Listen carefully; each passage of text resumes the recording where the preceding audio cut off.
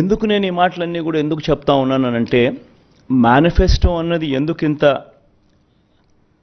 పవిత్ర గ్రంథము, దానికింత శాంక్టిటీ ఎందుకు ఉండాలి అని అంటే కారణం ఏంటనంటే ఆ మేనిఫెస్టోలో మనం చెప్పిన వాగ్దానాలు, ఆ మేనిఫెస్టోలో మనం చెప్పిన మాటలతో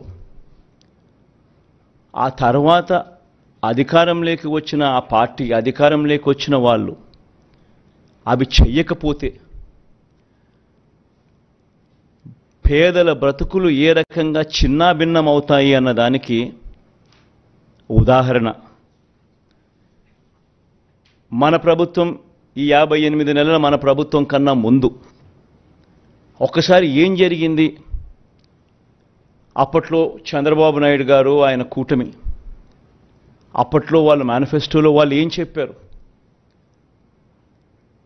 వాళ్ళు చేయని కారణంగా ప్రజల బ్రతుకులు ఏ రకంగా చిన్నాభిన్నమయ్యాయి అన్నది ఒక్కసారి గమనించాల్సిన అవసరం కూడా ఉంది.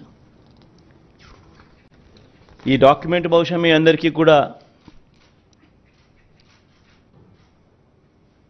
చూసే ఉంటారు. ఎందుకనంటే ఈ డాక్యుమెంటు ముఖ్యమైన అంశాలు అని అంటూ 2014లో సాక్షాత్తు ఇదే ముగ్గురు, ఇప్పుడున్న ముగ్గురే కూటమిగా ఏర్పడి ముగ్గురు ఫోటోలు పెట్టి కింద చంద్రబాబు నాయుడు గారి సంతకం కూడా కనిపిస్తుంది. ముఖ్యమైన అంశాలు అని అంటూ ఈ పాంఫ్లెట్ 2014 ఎన్నికలకు ముందు ప్రతి ఇంటికి పంపించారు. ఈ పాంఫ్లెట్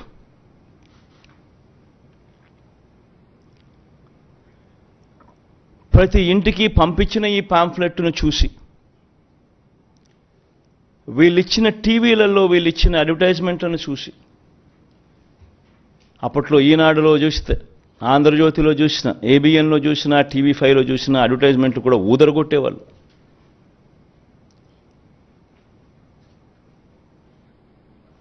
ఒక చెయ్యి, ఒక తల్లి చేతిలో, ఒక తల్లి మెడలో మంగళసూత్రం ఒక చెయ్యి లాగేస్తూ ఉంటుంది, వెంటనే ఇంకొక చెయ్యి వచ్చి అడ్డుకుంటుంది. బాబు వస్తున్నాడు, బ్యాంకుల్లో పెట్టిన బంగారం ఇంటికి వస్తుంది అని అడ్వర్టైజ్మెంట్.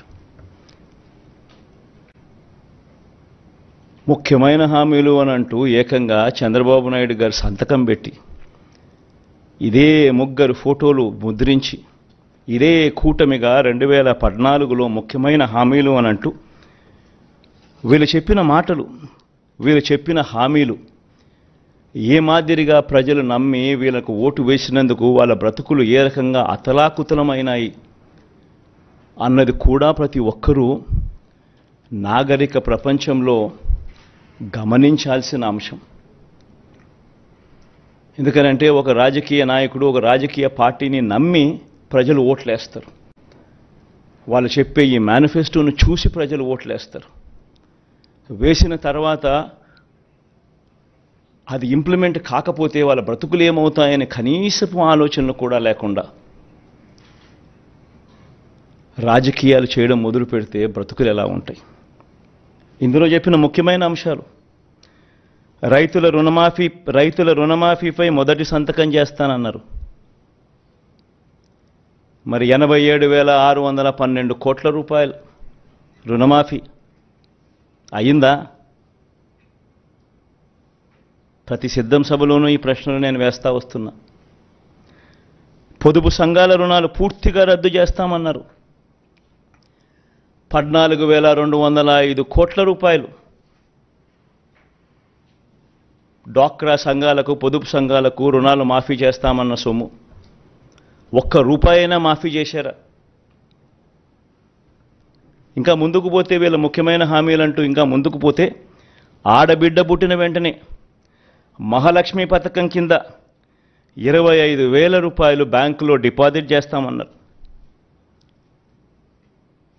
25,000 కదా దేవుడెరుగు, ఒక్క రూపాయి అయినా డిపాజిట్ చేశారా? ఇంకా ముందుకు పోతే ముఖ్యమైన హామీలు ఇవన్నీ.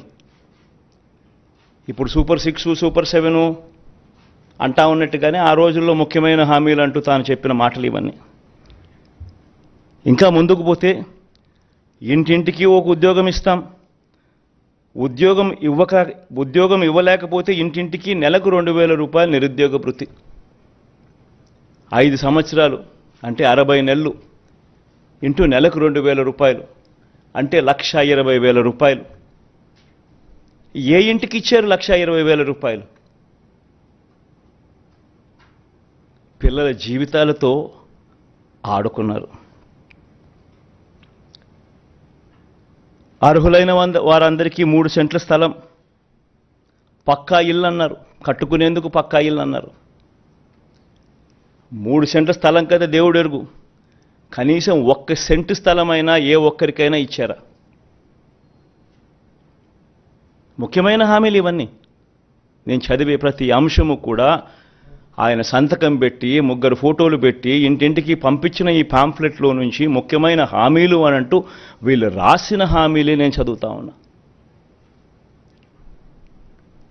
10,000 కోట్లతో బీసీ సప్లాన్ అన్నారు. చేనేత, పవర్ లూమ్స్ రుణాల మాఫీ అన్నారు. అయ్యాయా?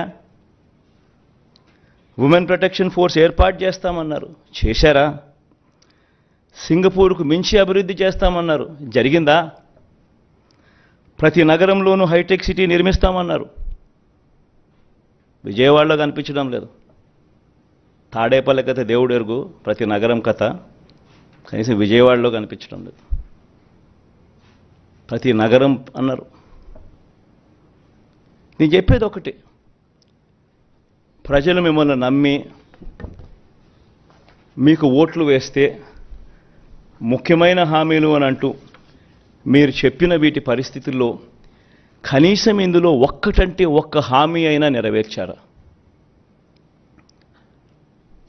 పోనీ ప్రత్యేక హోదా అయినా తెచ్చారా? దాన్ని అమ్మేశారు.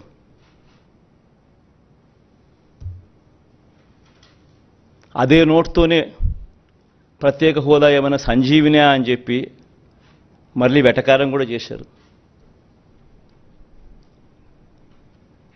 నేను చెప్పేది ఒకటి, ప్రతి మాట రాజకీయ నాయకుడు ఒక విశ్వసనీయత కోల్పోతే, రాజకీయాలలో విశ్వసనీయత అన్న పదానికి అర్థం లేకపోతే రాజకీయాలు ఎందుకు చేస్తూ ఉన్నాం?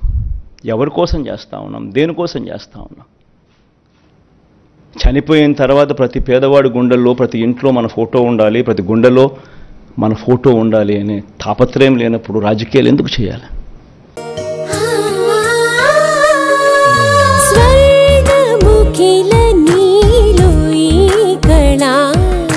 వజ్రవైడూర్యాలంకరణం మణిహారం మహాద్భుతం సంతోషమే ప్రతిక్షణము ఇక శుభప్రదముగా నీవు రాగసిరుల వేడుక